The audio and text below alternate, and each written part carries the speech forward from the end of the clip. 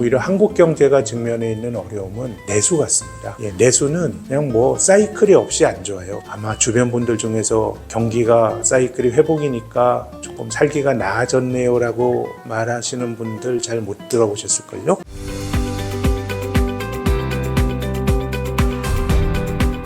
안녕하세요. 반갑습니다. 최근에 우리나라 경제와 또 증시와 관련해서도 계속 좋지 않은 소식들이 전해지고 있는 것 같습니다. 그래서 오늘은 신용증권의 김학균 센터장님 모셔서 우리나라 증시가 왜 저평가가 되어 있는지, 그리고 경제는 어떤 방향으로 흘러가고 있는지 현 시점에 대해서 좀 짚어보도록 하겠습니다. 센터장님 안녕하세요. 안녕하세요. 이번에 한국은행이 기준금리를 또 깜짝 인하했잖아요. 네. 그러면서 경제성장률도 낮췄더라고요. 왜 자꾸 경제성장률이 떨어질까요?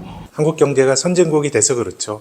굉장히 역설적인데요. 일반적으로 선진국은 성장률이 낮습니다. 뭐 중국, 인도 이런 데 뭐 5%, 7% 성장하고 유로존은 뭐 이제 1%대가 됐고, 그러니까 경제적으로 선진국이라고 하는 것은 경제적 자원이 이미 효율적으로 배분이 되어 있습니다. 그래서 우리가 7, 80년대 생각을 해보시면 제 부모님 세대는 대학생이 흔치 않았어요. 그렇지만은 뭐 대학 안 가셔도 일을 하시면서 뭔가 장사하시면서도 집도 샀고 자식들 교육도 잘 시켰거든요. 그러니까 경제적으로 선진국이라고 하는 건 뭐냐면 이미 경제적 자원이 효율적으로 배분돼 있고, 다르게 말하면 누군가 하고 있습니다. 이 빌딩 앞에서 목 좋은 데서 제가 제과점 하려고 보면 오른쪽에 무슨 바게트가 있고 왼쪽에 무슨 주류가 있어요. 그러니까 추가적으로 인풋이 들어가도 아웃풋 효율이 떨어지기 때문에 어떻게 보면 이제 우리나라가 성장이 이제 더 이상 인풋 대비 아웃풋 효율이 떨어지는 선진국의 반열에 올랐다고 보는데, 근데 중요한 것은 어느 정도 성장률의 둔화는 우리가 받아들여야 되는데, 한국은 지난 10년을 생각하면 성장률의 낙차가 굉장히 크게 나타난 나라입니다. 한국은행에서 내년 성장률 전망치를 뭐 1.9%, 후년에 1.8% 했는데 우리나라 지금까지 성장률에는 일자가 잘 안 나오는 나라였어요. 2023년에 1.4%가 유일한 일자인데 10여 년 전에는 우리나라가 실질 GDP 성장률이 한 4% 했는데 15년 정도 지나면서 성장률이 한 3%포인트 떨어진 거니까 제 생각에는 어느 정도 성장률의 둔화를 우리가 감내해야 되지만 한국 경제 문제는 조금 낙차가 크게 나타나는 거 아닌가, 그런 점이 좀 걱정스럽습니다. 이런 기업들 입장에서는 또 실적을 계속 잘 내고 있는 구조로 가고 있는 상황인 건가요?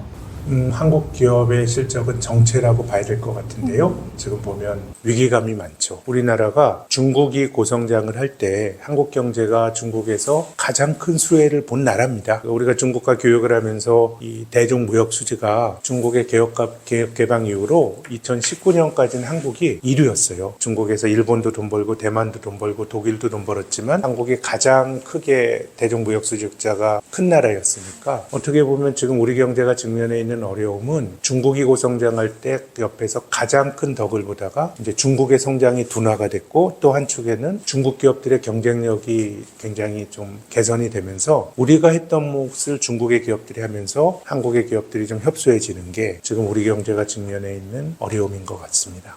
지금의 현 상황을 우리나라가 중국에게 추월당했다라고 봐야 되는 건가요? 뭐 기업의 그 경쟁력은 굉장히 좀 역동적이기 때문에 어느 한 가지 면을 가지고 말하기는 좀 어렵습니다만은 이번 주에 그 한국에서 굉장히 큰 조간신문에서 주요한 산업 8개 중에 7개가 중국이 한국의 경쟁력을 넘어섰다, 뭐 이런 기사가 나왔는데요. 뭐 거기에 대해서 바라보는 관점은 뭐 다를 수 있겠지만 상당히 이제 우리 기업이 압도적인 우위에 있던 곳에서 비슷해지거나 중국 기업들이 한국 기업보다 좀 나아지는 측면도 있기 때문에 뭐 어느 정도는 저는 그게 사실에 가까운 주장이라고 봅니다. 그럼 어쨌든 우리나라가 수출 중심의 경제잖아요. 지금은 뭐 긍정적인 부분도 없는 건가요? 네. 이제 우리가 세상을 미국과 한국을 주로 비교를 많이 하잖아요. 이게 뭐 한국 증시가 어려우니까 미국 주식을 사고, 근데 2008년 금융위기 이후로 보면 미국만 멀쩡한 것 같은데요. 그러니까 우리나라가 지금은 이제 그런 얘기가 안 나옵니다만 한 2, 3년 전만 해도 눈 떠보니 선진국, 이런 선진국 담론이 젊은 학자들 중심으로 대두가 됐는데 저는 한편으로는 그게 맞다고 봐요. 왜냐하면은 지금 우리가 여러 가지 걱정거리들을 많이 말씀드렸지만 하지만 유럽 지난 한 10년 정체라고 보고요. 지금 우리 코스피 종합주가지수가 장기가 못 올랐잖아요. 한 10년 놓고 미국만 보면 한국이 굉장히 뒤처져 있는데 영국 주식의 성권 한국보다 더 안 좋아요. 그러니까 유럽은 한 10년 동안 제 생각 시간이 많이 지나면 잃어버린 뭐 일본의 20년 30년 하는데 유럽도 잃어버린 한 뭐 10년으로 불릴 것 같고요. 일본도 마찬가지 같은데요. 일본은 워낙 그 중앙은행이 돈을 많이 풀어서 자산시장은 꿈틀하고 반응을 했지만 올해 일본의 GDP 성장률이 거의 제로 성장할 것 같아요. 중국은 성장률은 높지만 뭐 잠재 성장률이 뚝뚝뚝뚝 떨어지니까 남의 나라 어려우니까 뭐 우리도 괜찮다 이런 말씀 드리는 건 아니고 다만 이제 미국 말고 다른 나라들은 많이 어려워지고 그런 점에서 보면 한국은 그래도 수출 경쟁력이 중국에 치이고 하더라도 좀 있는 축에 속하고 오히려 한국 경제가 직면해 있는 어려움은 내수 같습니다. 내수는 그냥 뭐 사이클이 없이 안 좋아요. 우리가 보는 지표가 2023년은 그래도 경기가 회복이었거든요. 2024년은 작년 성장률이 한 1.4%에서 올해 2% 넘어갈 것 같은데 아마 주변 분들 중에서 경기가 사이클이 회복이니까 조금 살기가 나아졌네요라고 말하시는 분들 잘 못 들어보셨을걸요. 그냥 수출에 따라서 올해는 반도체 수출 괜찮았고 중국 경기도 어느 정도 회복이 되면 대중 수출도 괜찮았고 또 미국은 경기가 너무너무 좋았으니까 미국 대미 수출은 사상최대고요.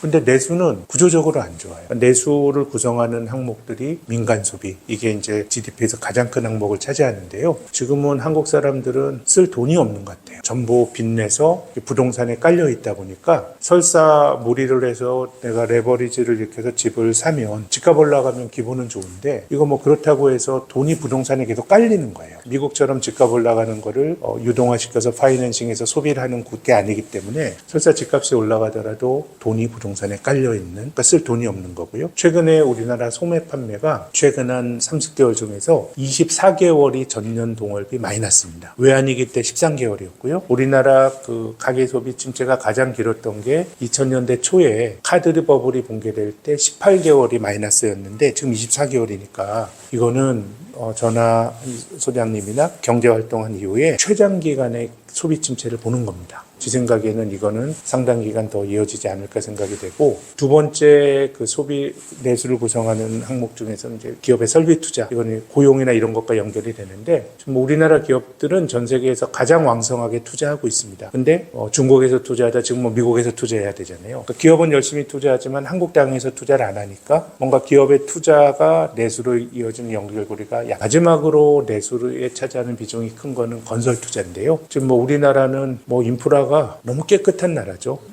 도쿄나 뉴욕 지하철보다 한국 지하철 훨씬 더 좋고요. 우리나라는 나중에 개발을 했기 때문에 더 이상 뭐 좀 국토를 갈아엎기에도 지금 여의치가 않기 때문에 한국은 뭐 투자자의 관점이나 경기 사이클로 보면 수출이 중요한데 경제 관점에서 보면 이 땅에서 경제 활동을 하는 사람들이 체감할 수 있는 내수가 사이클이 없이 구조적으로 안 좋다는 게 우리 경제가 직면해 있는 어려움이라고 봅니다. 실제로 지금 뭐 여의도 쪽도 보면 뭐 경제의 바로미터라고 하잖아요. 요새 뭐 여의도 쪽도 좀 송년회가 좀 준다던가 아니면 좀 회식이 좀 줄었다던가. 회식보다는 노포들이 좀 하나 둘씩 문을 닫고요. 오래된 노포들이 이제 문을 닫고 또 예약 안 하고 가면 가기 어려웠던 그 식당 같은 데가 조금 예약하기가 편해진 느낌이 들고요.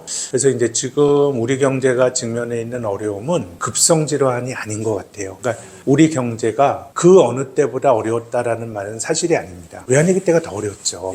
또 코로나 직후 2008년 글로벌 금융위기 직후가 훨씬 어려웠는데 지금은 이렇게 보시면 뭐 그때 코로나라든가 IMF 외환위기나 글로벌 금융위기는 뭔가 극적인 이벤트가 있었거든요. 근데 지금은 그런 게 없어요. 그러니까 이건 굉장히 구조적인 문제로 봐야 되고 저는 이게 보면은 가계부채의 증가와 그게 부동산에 깔려있는 그러니까 집값이 떨어져도 문제고요. 또 부동산 쪽으로 경제적 지원이 계속 들어가도 어려움을 겪게 되는 건데요. 그래서 저는 이것이 급성 질환처럼 경제가 한꺼번에 나빠지는 건 아니지만 버티다 못 버티는 경제 주체들이 손을 들고 그래서 경제활동에서 퇴출이 되고 이게 지금 한국 경제가 직면해 있는 내수가 아닌가. 그럼 이번에 한국은행이 금리를 인하했잖아요. 이거에 대한 효과는 좀 있을까요?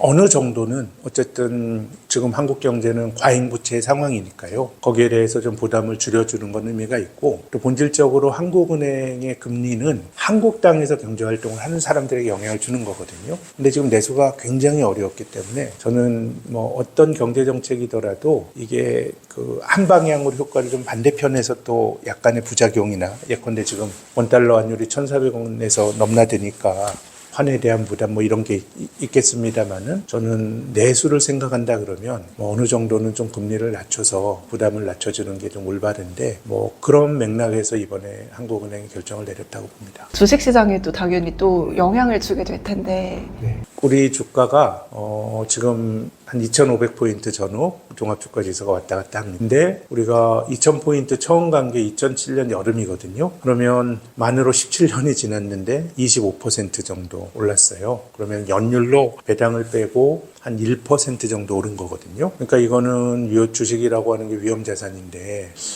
이런 식의 성과는 참 되게 뭐 우리가 느끼듯 실망스러운 건데 그럼 이제 우리 한국의 업종별로 보면 성과가 안 좋았던 게 철강, 화학 이런 게 뭐 한 10여 년 동안 수익률이 마이너스고요. 유통, 섬유유보 이런 것도 10년 주가가 마이너스예요. 그러니까 이게 다 중국과 내수에 노출이 된 종목들의 주가가 마이너스고 다만 또 긍정적으로 볼 수 있는 것은 여의도에 굉장히 요즘 아주 핫플레이스가 된 백화점이 있거든요. 근데 그 백화점이 그 중국 관광객들이나 우리나라의 젊은 친구들 또 오픈런 하려고 막 줄 서 있고 근데 그 회사 주가를 보시면은 주가가 10년 넘게 떨어지고 있어요. 근데 주가가 계속 떨어지다 보니까 최근에 시가총액이 1조 원 밑으로 떨어졌는데 그 회사가 곳곳에 가지고 있는 백화점의 요지들의 자산 가치를 생각하면 너무 많이 주가가 좀 과하게 좀 떨어진 면이 있어서 그래서 뭐 안 좋은 건 사실이지만은 주가가 안 좋은 거를 또 많이 반영하고 있는 측면도 있어서 투자자의 관점에서 뭐 다르게 해석할 여지는 좀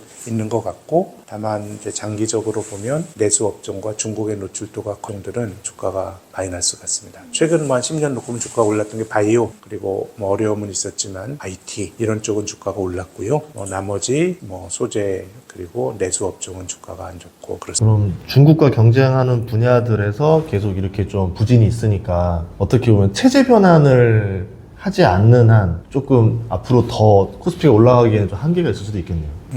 업종별로 보면은 제 생각에는 우리가 소위 펀더멘탈이라고 하는 경제의 성장률을 높이고 기업이 이익을 늘리고 그런 거라고 보면 제 생각에는 중국 이후에 대안을 한국이 찾아야 될 것 같고요. 근데 일본 주식이 최근 장기간 많이 올랐지 않습니까? 일본 니케이 지수가 저는 89년도 12월에 기록했던 고점인 39,000행은 도달하지 못할 거라고 봤는데요. 그때 뭐 일본 시장의 PER이 70배가 됐고 굉장히 엄청난 버블이 였기 때문에 그걸 가지 못할 거라고 봤는데 결국 넘어섰잖아요. 저는 일본이 지금 그 소장님이 말씀하신 의미에서 일본 경제가 탄력이 있고 활력을 찾고 이래서 올라간 건 아니라고 보고요. 한국이 굉장히 안 좋은 건 맞지만은 안 좋지만은 그래도 벌어들이는 이익과 자산 가치 대비 주가가 싸잖아요. 소위 말하는 코리아 디스카운트인데 일본은 좀 이걸 건드렸던 것 같아요.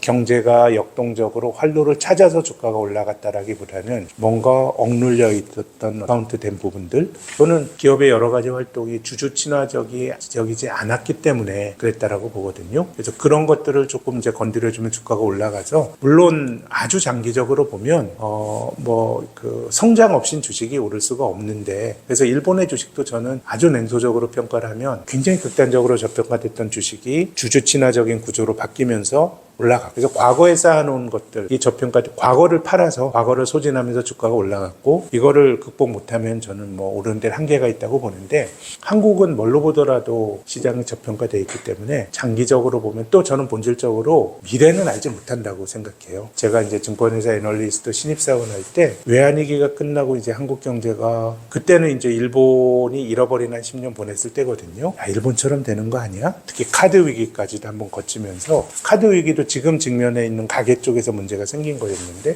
이제 생각지도 않게 중국이라고 하는 큰 성장의 기회가 생기고 한국이 그 덕에 이제 기회를 잘 보면서 이제 성장을 해왔는데 그래서 저는 2000년대 초에 우리가 가졌던, 지금 생각하면은 중국이라고 하는 큰 기회가 너무도 당연한 성장 경로였다고 생각하지만 그건 사실 그때는 잘 몰랐던 거거든요. 우리가 과거는 지나고 나면은 되게 선명해 보이죠. 그래서 금융시장에서도 지금이 그 어느 때보다 불확실하다, 전 그런 말을 안 믿습니다. 사실 늘 불확실해요. 1년 전에도 불확실했고 10년 전에도 불확실했고, 근데 그때가 불확실하지 않게 느껴지는 거는 우리가 단지 그 결과를 알기 때문에 불확실하지 않은 것처럼 느껴지는 것이고요. 그렇게 보면 저는 먼 미래는 본질적으로 우리가 예측하기 힘들다고 보는데, 그럼 한국은 굉장히 전 세계에서 가장 억눌려 있는 그런 여러 가지 주가 이런 것들이 좀 정상화된다 그러면 또 한국은 또 주식은 또 다르게 볼 수 있는 기회가 그 여지가 있다라고 생각합니다.